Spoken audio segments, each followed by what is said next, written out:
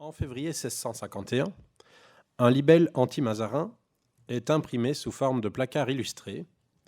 Alors Olivier Poncet a déjà exploité ce libelle, donc je parle sous son contrôle. 4 gravures en taille d'épargne mettent en image l'échec de Mazarin devant la Fronde, sa fuite incognito de Paris sous le couvert de la nuit, la libération des princes Condé, Conti et Longueville au Havre, et enfin la fuite du cardinal vers la frontière, où l'attend le fantôme évidemment menaçant de Concino Concini. En dessous des vignettes, on trouve un poème intitulé « La demande d'un gentilhomme flamand au courrier de Bruxelles de ce qui se passe en France, sur l'éloignement du cardinal Mazarin ». On y lit notamment les phrases suivantes, les vers suivants. « Oui, un arrêt de mort pour l'éminence est désormais donné par toute la France. Où dit-on qu'il se retire, ce cardinal inhumain ? Car l'Espagne et l'Empire, ni les Flamands n'en veulent point. Plusieurs voix disent qu'il s'en va en Suède ou en Savoie, pour son lieu de retrait. On lui taillera des croupières, car le prince de Condé le veut mettre dans la bière. » Entre les mazarinades qui, comme celle-ci, accueillent triomphalement la marche de Mazarin vers le nord, et les nombreux courriers inquiets que le cardinal écrit à la reine Anne d'Autriche et à ses partisans, les documents sont nombreux qui font apparaître le séjour de Mazarin à Brûle comme l'exil politique d'un homme d'État défait. L'historiographie ne s'y est d'ailleurs pas trompée, analysant le plus souvent le phénomène depuis le point de vue de la Fronde et de la France. Elle le qualifie généralement d'exil à Brûle ou encore de chute de Mazarin. Dans sa biographie du cardinal-ministre, Claude Dulon écrit par exemple, je cite, « Mazarin à Brûle trépignait. Rien de pire que l'inactivité pour un homme de pouvoir, et qui se juge seul capable de parer aux dangers que court l'État. » Dans cette perspective, l'exil à Brûle est interprété à l'aune du désir qui brûlerait le cardinal-ministre, celui d'être au service de l'État. L'exil serait comme le négatif du tumulte parisien, le lieu de l'activité politique empêchée. Récemment, David Parrott, sous l'autorité duquel je me place aussi, en fait je crois que je me place sous l'autorité de toute l'Assemblée, a toutefois mis en garde contre cette idée entêtante d'un Mazarin dévolu à la protection de la famille royale et aux intérêts de la France, au moment où ceux-ci seraient menacés par l'union des deux frondes. Il a rappelé que les lettres du cardinal sont également traversées par le souci permanent de veiller à ses propres intérêts, artistiques, financiers, sociaux, politiques ou militaires. Les contributions de ces journées de travaux abondent dans ce sens, me semble-t-il. Pour ma part, je souhaiterais aujourd'hui me risquer à ouvrir une nouvelle piste de lecture qui, loin de vouloir se substituer aux deux autres mentionnées, viendrait s'ajouter à elle. L'objectif serait pour une fois d'envisager le séjour de Mazarin et de sa suite dans le Nord comme un cadre historique spécifique, durant lequel l'action politique du cardinal est contrainte de bifurquer, empruntant de nouvelles voies et convoquant des réseaux renouvelés. Interpréter le séjour à Brûle non pas comme un éloignement momentané du pouvoir, mais bien plutôt comme un lieu politique actif, permettrait ainsi de voir en quoi cet épisode détermine pour partie les choix internationaux de Mazarin après la Fronde, que cela soit dans les relations de la France avec le Nord ou avec le Sud de l'Europe, parce que je vais aussi rester dans les relations avec le Sud. Non, bien sûr, contrairement à ce qu'augure le libelle mis en exergue dans l'introduction, la marche de Mazarin, je le cite, je le cite en disant la marche de Mazarin, c'est bien comme ça qu'il qualifie la future fuite. Donc la marche de Mazarin à travers les Pays-Bas méridionaux, la principauté de Liège, le duché de Juliers et l'électorat de Cologne, n'est pas marquée sous le signe de la haine du cardinal et du refus de le recevoir. Bien au contraire. J'aborderai dans ma communication 2 dimensions du voyage. Premièrement, l'amitié de Mazarin avec l'électeur de Cologne, Maximilien-Henri de Bavière, perceptible dans la route parcourue et l'établissement de certains liens de clientèle. Deuxièmement, sa rencontre avec Fabio Chigi, parce que je reviens quand même à mes démons, futur pape Alexandre VII, une rencontre déterminante pour les relations futures entre Paris et Rome. Donc je commence par la question du Nord, la question qui regarde les relations avec le prince électeur Maximilien-Henri de Bavière. En quittant le royaume de France en mars 1651, contraint par un arrêt du Parlement de Paris et un ordre de la reine Anne d'Autriche, Mazarin ne sait pas encore où son voyage va le mener. C'est bien petit à petit, sur base de réflexions menées d'étape en étape et d'une maîtrise informée, toutefois, des dangers et des opportunités qui se présentent devant eux, que Mazarin et sa suite pavent la route à suivre. L'historiographie se plaît à insister sur l'humiliation, ou l'ironie en tout cas, que représente le passage de Mazarin sur les terres du roi d'Espagne. En réalité, si on porte notre attention sur les cartes, on s'aperçoit vite que et le voyage vers Brûle et le voyage de retour vers la frontière française passent surtout par les possessions de l'électeur Maximilien-Henri de Bavière. Mazarin s'arrête en effet à Bouillon, puis à Dinan, puis à Huy. Il passe ensuite aux abords de Visé et de Liège et de Visé. Puis je continuerai le voyage par la suite. Toutes ces cités appartiennent à la principauté de Liège, dont Maximilien-Henri est prince-évêque depuis 1650. Les passeports demandés par Mazarin à la cour de Bruxelles ne sont sans doute pas tant utiles pour les passages de frontières incessants et difficilement visibles, comme la carte de la principauté de Liège peut vous le faire comprendre, que pour se protéger en réalité des troupes et des gens de guerre que le conflit franco-espagnol met sur les routes. L'escorte du marquis de Pimentel, dépêché par le gouverneur général Léopold Guillaume et le duc de Lorraine Charles IV, a certes une visée diplomatique et symbolique forte qui ne peut que plaire à Madrid, mais elle remplit également un rôle similaire au passeport, celui de veiller à la sécurité d'un invité de marque qui traverse une région en guerre. Si on y prête attention, ici je vais montrer le voyage à cette échelle-là, à travers la principauté et donc les pays, aussi les circonscriptions voisines. Si on y prête attention, le choix des villes de résidence démontre aussi que l'état de guerre, et probablement la crainte d'attentats, de quelque attentat, définit puissamment la nature du voyage de Mazarin. Dinan, par exemple, et Huy sont deux cités bâties en bord de Meuse, dominées par un éperon rocheux sur lequel a été bâti un château. La ville de Huy, tout particulièrement, celle qui est en bas, est l'un des lieux de résidence privilégiés des Bavières lorsqu'ils résident dans la principauté de Liège, mais veulent se tenir à distance raisonnable des convulsions politiques de la cité de Liège. L'objectif, en somme, est, à l'image de ces forteresses imprenables, de se tenir à distance, au-dessus des misères de la guerre qui traversent ces terres. Quittant la principauté de Liège, la petite troupe gagne la ville de Juliers, occupée par les Espagnols. Mazarin y est accueilli triomphalement au son du canon de la forteresse. De là, il gagne la ville libre d'Empire d'Aix-la-Chapelle. Je vais remettre la carte précédente. Il y demeure quelques jours, mandant d'Artagnan à Bonn pour saluer Maximilien-Henri de Bavière et lui demander un château pour sa retraite. Brûle est finalement choisi, petite ville située à équidistance entre Cologne et Bonn. Brûle est dominée, elle aussi, par un château médiéval bâti à l'initiative des archevêques de Cologne au XIIIe siècle, au XIIIe siècle, pour se mettre à l'abri de l'influence des Colonnais, le château de Wasserburg. Mazarin écrira être accueilli dans un château fort bien meublé et bien fourni en victuailles et présents. Il parle notamment de vin, de poissons, etc. Et pour cause, Brûle est la résidence secondaire de l'électeur de Cologne. Ironie de cette histoire, ce château qui va servir à la fuite de Mazarin sera détruit par les troupes de Louis XIV lors de la guerre de la Ligue d'Augsbourg, quelques 40 ans plus tard, 35 ans plus tard. L'amitié qui s'établit entre Mazarin et son hôte, l'électeur Maximilien-Henri de Bavière, donc, ne va pas de soi. C'est à l'occasion de la guerre de Cologne de 1583-1588 que la puissante famille des Wittelsbach s'établit durablement sur les trônes, entre autres, de l'archevêché de Cologne et de la principauté de Liège. Cette manœuvre, promue à l'époque notamment par Philippe II et la papauté, permet d'écarter le risque que l'un des électorats ecclésiastiques de l'Empire ne tombe aux mains des protestants. Voilà quand même les protestants, comme répulsifs. Elle offre en outre aux catholiques une solide tête de pont en vue de la recatholicisation du nord de l'Allemagne. Prince électeur durant la première moitié du XVIIe siècle, Ferdinand de Bavière, l'oncle de Maximilien-Henri, mène durant son règne une politique plutôt favorable à l'Espagne et à l'empereur.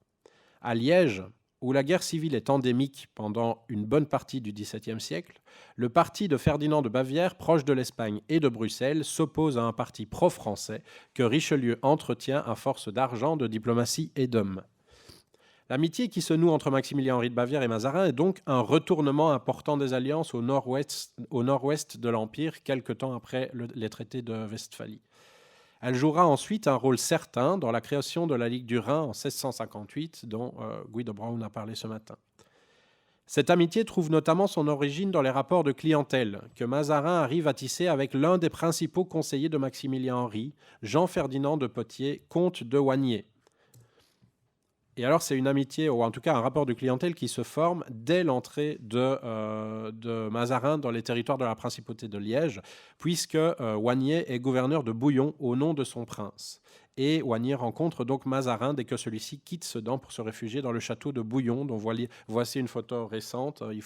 Alors, je n'ai pas trouvé de gravure d'époque. Il faut imaginer que toutes les maisons qui sont devant n'existent pas. Tissant des liens privilégiés avec son invité, Wanier devient rapidement la principale courroie de transmission entre le cardinal et Bavière. Ces liens demeureront après la Fronde. En 1653 notamment, Mazarin confie à Wanier la mission de lui rendre compte de ce qui se passe dans la principauté de Liège. Plus généralement, en réalité, pendant la décennie 1650-1660, il devient pour le cardinal un informateur précieux de la politique des Bavières et de l'empereur et jouera donc un rôle lors de la création de la Ligue. Ça, c'était pour la partie relation avec Cologne, avec la principauté de Liège, avec les Bavières. Je passe à la suite.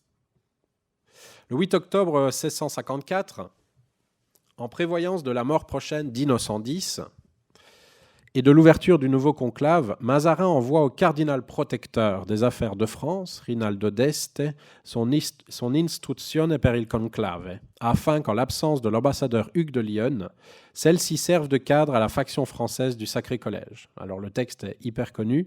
Le document modifie ensuite devant l'impossibilité de faire pièce à l'élection du cardinal Fabio Chigi, mais l'exclusive sur l'ancien médiateur pontifical au Congrès de Westphalie. La justification est sans appel. Je cite.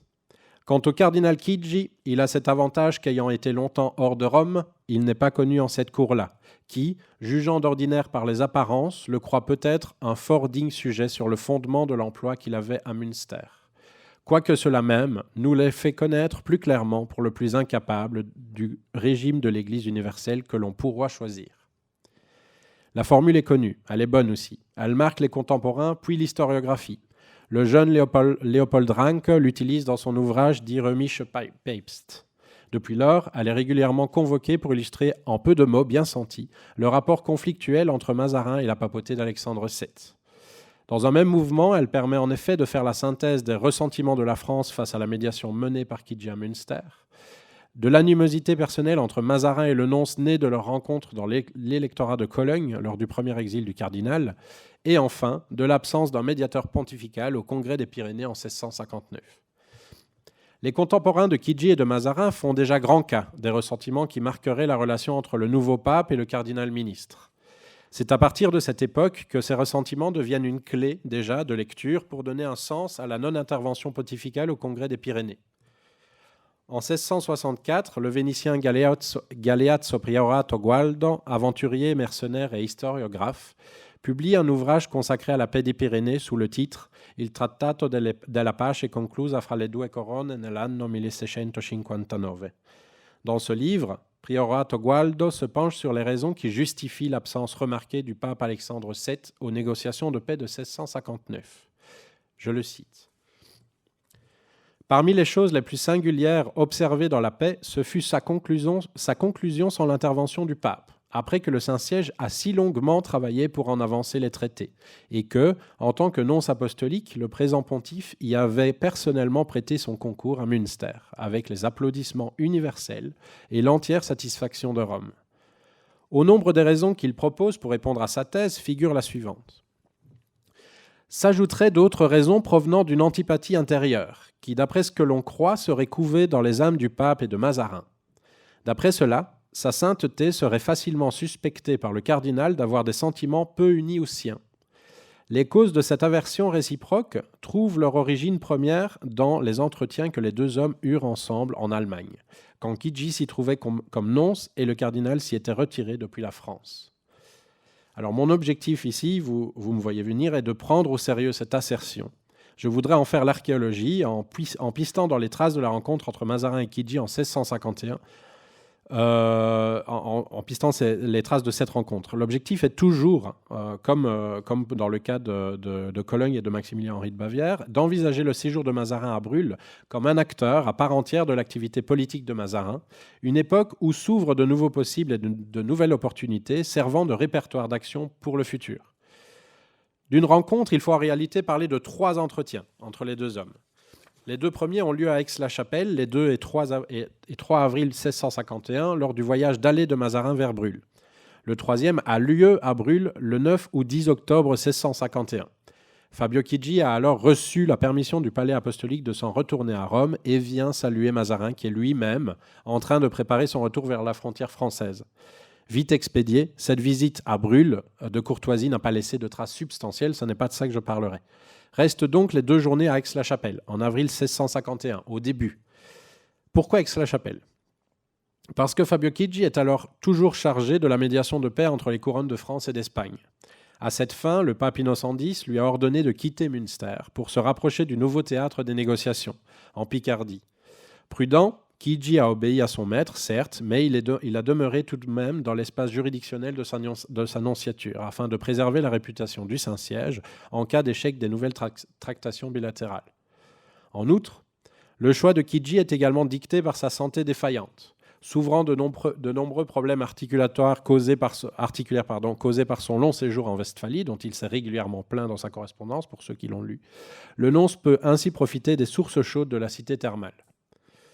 Mazarin et Chigi ont tous deux fait part de ces rencontres d'avril dans leur correspondance, et c'est ça qui permet aussi d'opérer un jeu des comparaisons.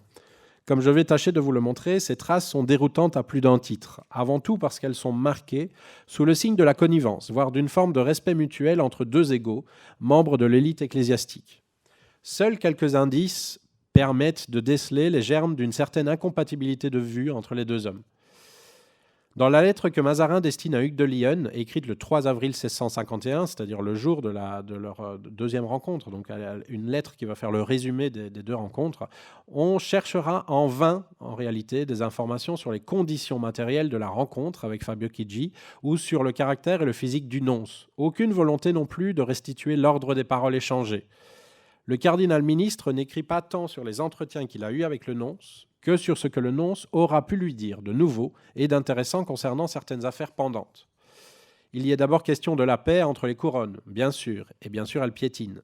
Le nonce y déploie un discours sévère envers les Espagnols, dont la dureté étonne même Mazarin, trop habitué sans doute aux remontrances du nonce en France. Niccolò Guidi di Bagno. Ce qui me fait peine sur le sujet de la paix, c'est que le nonce m'a dit qu'il paraît que les Espagnols n'ont nulle envie de faire la paix cette année-ci, à quelque condition que ce soit. Il se déclare à Madrid de ne vouloir entrer en aucune nouvelle conférence qu'il ne soit préalablement assuré de 3 points, qui sont ceux de Portugal, de Catalogne et de Lorraine. Sur quoi le sieur nonce m'a dit, en raillant, qu'il ne voyait pas ce qu'il resterait à traiter après cela, et que si nous nous étions relâchés de ce qui forme seuls nos différends, il serait inutile d'envoyer des députés vers les Pyrénées, puisque l'accommodement serait fait. Jeu de ping-pong. Il a donné part de tout ceci à Rome et a demandé son congé sur ce fondement que n'y ayant nulle apparence de faire aucun traité entre les 2 couronnes, il serait désormais inutile en ces quartiers-ci. Il se pourrait faire pourtant que la grande envie qu'il a de s'en aller lui fit exagérer, au-delà de sa pensée et de la vérité, l'impossibilité de faire la paix. Alors, donc ça, c'est le premier point dont parle Mazarin. Ça vaut de la peine de le garder en mémoire parce que la version que Chigi va proposer est tout à fait différente. Il y a ensuite question du voyage à Rome, alors que Lionne, bien inspiré, mettait en garde. Donc le fameux voyage, donc l'invitation que Rome ferait à Mazarin de venir, et donc des menaces que supposerait cette venue à Rome plutôt que de fuir vers le nord.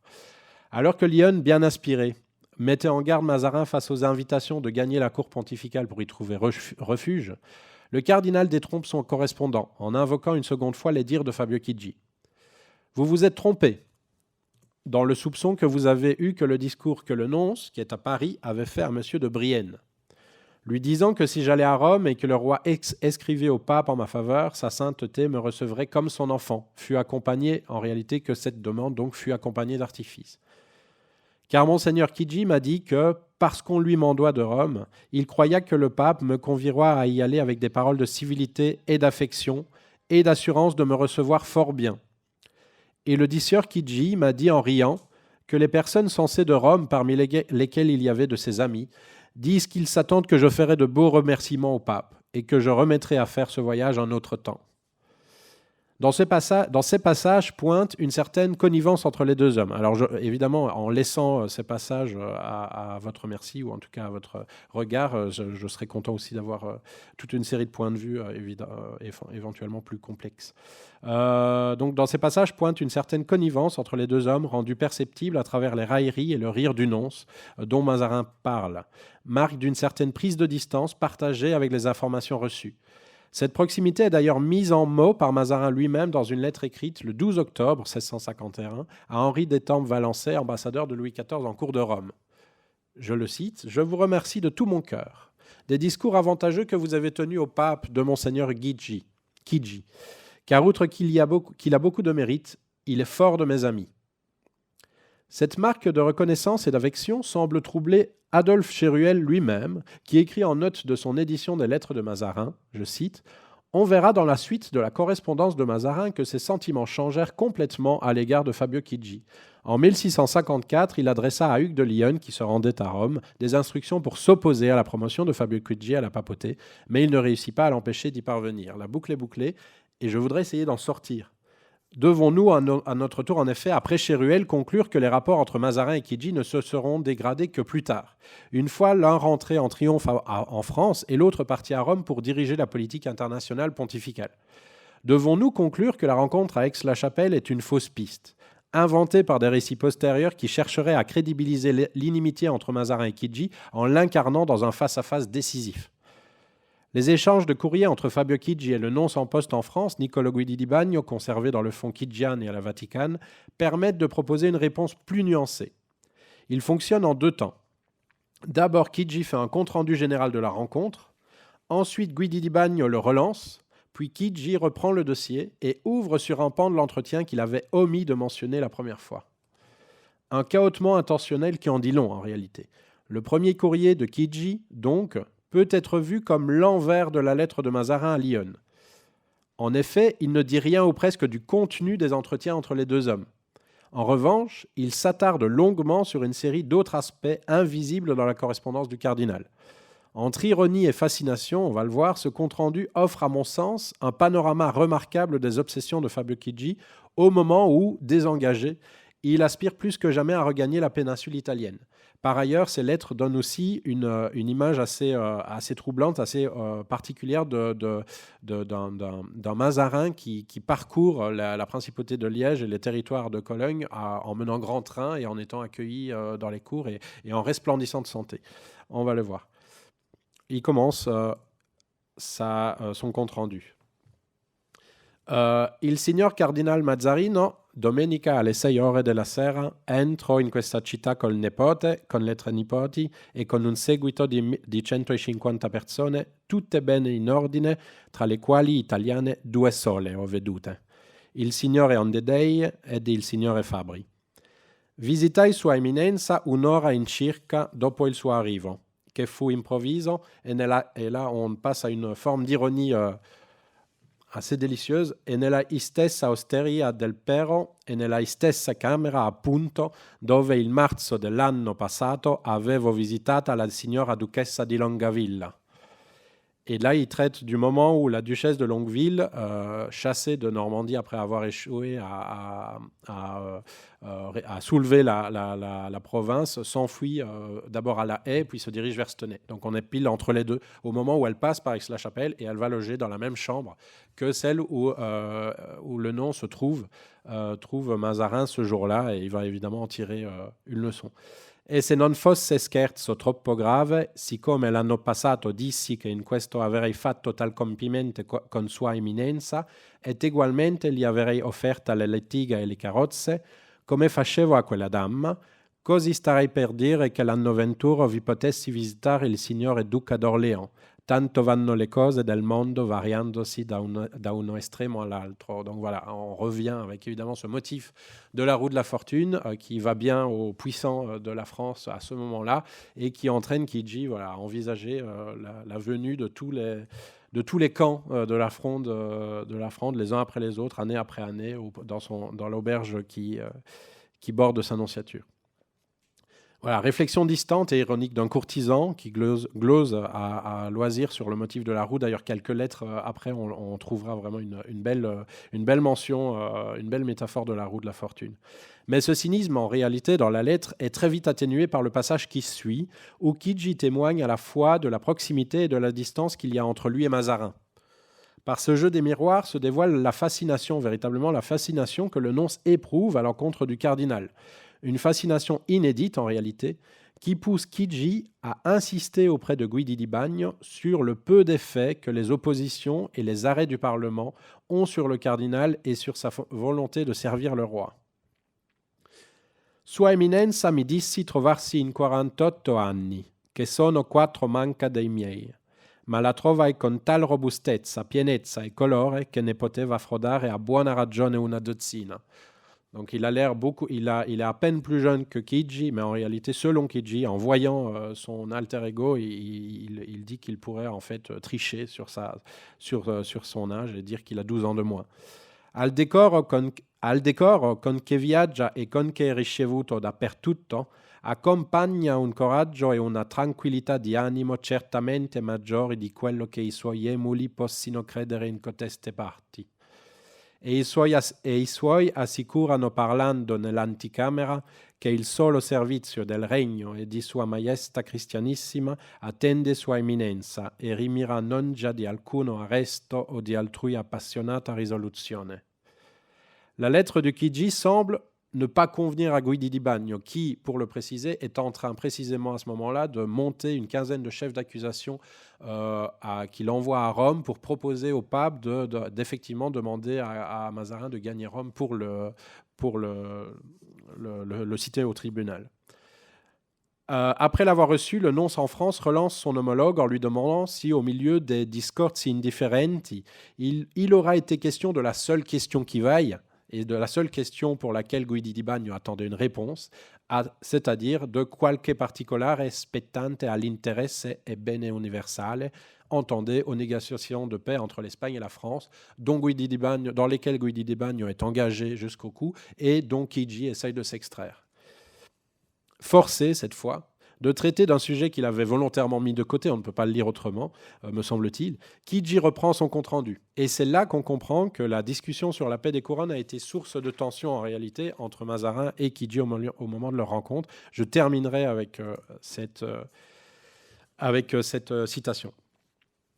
Quanto a quei discorsi indifferenti, poco s'ingolfarono nella pace.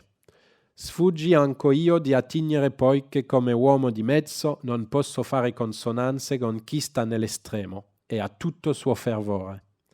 Basta che del primo non mi fece speranza alcuna, sforzandosi di incolpare l'altra parte. Donc l'Espagne. Encore une fois, Mazarin joue le jeu, selon Kidji, de considérer que c'est l'Espagne qui est coupable de ne pas vouloir la paix. Et donc Kidji ne peut pas parler face à ça.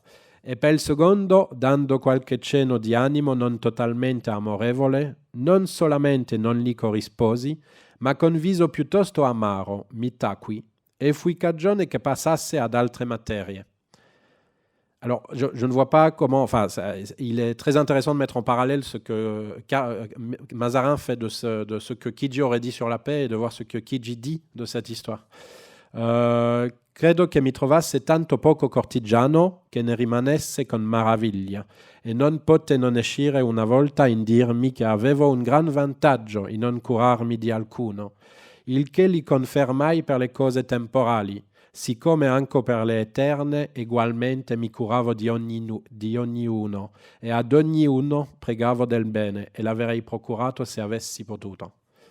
C'est là, me semble-t-il, et surtout dans le dernier passage, la partie la plus signifiante de ce long parcours à travers les traces de la rencontre entre Fabio Kidji et Mazarin. Rencontre décisive en réalité, qui dévoile tout à la fois une proximité entre les deux hommes à plein d'égards et une profonde incompatibilité. Tous les deux ont fait leur arme en Curie, à l'ombre des Barberini, pour reprendre la formule d'Irene Fosi. Créatures d'Urbain VIII, diplomates chevronnés, tous les deux au service de la papauté, ils ont développé un ethos courtisan qui, s'il n'est pas similaire chez l'un et chez l'autre, permet tout de même à l'un de traduire les gestes, les mots, les affects, les postures et les stratégies de l'autre. En revanche, comment ne pas voir la césure, voir le gouffre que l'un et l'autre contribuent à creuser entre, d'un côté, la figure du prélat politique engagé au service de la raison de son souverain, et de l'autre côté, celle du prélat qui refuse absolument toute influence, en tout cas qui joue ce jeu, qui refuse absolument toute influence temporelle et en appelle à la raison de Dieu. Une posture appelée à une certaine fortune, puisqu'elle annonce la faction cardinaliste du Squadrone Volante lors du conclave de 1655. Cette incompatibilité des vues et des mises en scène de soi, passée au filtre des stratégies d'avancement des deux hommes, finira d'année en année par être qualifiée d'aversion sous la plume de Priorat Ogualdo. Dans l'exclusif de 1655 et dans le texte de l'historiographe italien de 1663, cette aversion éclipse désormais toutes les autres dimensions d'un rapport en réalité complexe entre deux produits sociaux de la Rome barbérinienne. Revenir aux traces laissées par les entretiens de 1651 permet ainsi de faire de la place à cette complexité afin de comprendre que, loin d'être fondée sur le mépris, la relation entre Mazarin et Fabio Chigi est marquée par la reconnaissance de l'autre, la reconnaissance d'une communauté d'histoire, d'affects, de compétences et d'intérêts personnels, la reconnaissance aussi d'une différence entre deux visions de ce que doit être le prélat courtisan et le projet politique qu'il peut porter. La reconnaissance, en somme, d'une proximité et d'une incompatibilité qui fait de l'autre à la fois un égal et une potentielle menace. Je conclus. Mazarin aura vécu sa présence à Brûle en exilé, bien sûr. Comment le nier ? Tant de documents vont dans ce sens. Libelle de la Fronde ou courrier inquiet de Mazarin, en premier lieu. Dans ces pages, j'ai toutefois cherché à montrer que cette marche forcée à travers les Pays-Bas espagnols, la principauté de Liège, l'électorat de Cologne ou encore les duchés de Clèves et Juliers, pouvait aussi être lue comme un séjour ou bien comme une tournée d'un membre de l'élite politique et ecclésiastique européenne. Entraînant Mazarin à se décentrer, elle l'amène à croiser de nouveaux lieux, à faire de nouvelles rencontres et à tisser les liens de futurs réseaux.